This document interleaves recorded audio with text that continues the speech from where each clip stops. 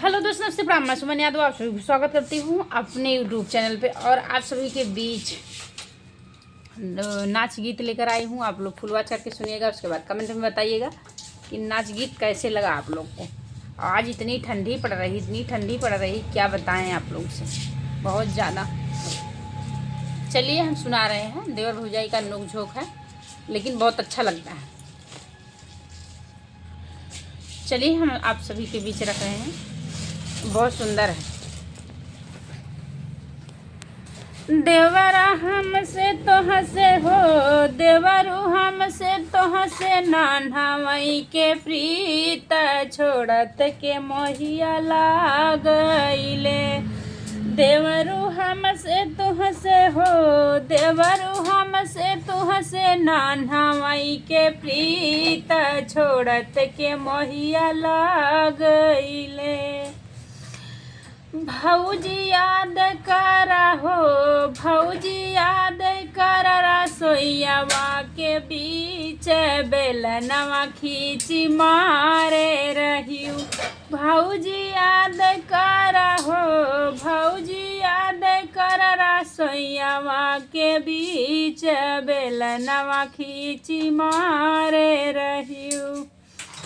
देवरा हमसे तुहसे हो, देवरा हमसे तुहसे, नान्हा मई के प्रीत छोड़त के मोहिया लागेला।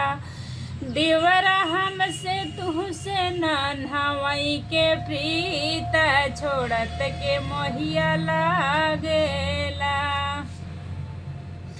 भौजी याद करा हो, भौजी याद करा, कुआना के बीच घड़ी लवा खींची मारे रहू। भौजी याद करा हो, भौजी याद करा, कुआना के बीच घड़ी लवई खींची मारे रहियो। देवरा हमसे तुहसे हो, देवरा हमसे तुहसे, नान्हा मई के प्रीत छोड़त के मोहिया लागइले।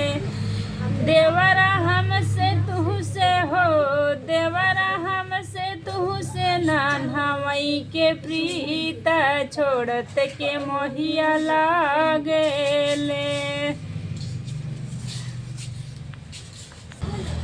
भौजी याद करा हो, भौजी याद करा, गनावा के बीच चटकनवा खींची मारे रहियो। भौजी याद करा हो, भौजी याद करा, गनावा के बीच चटकनवा खींची मारे रहियो।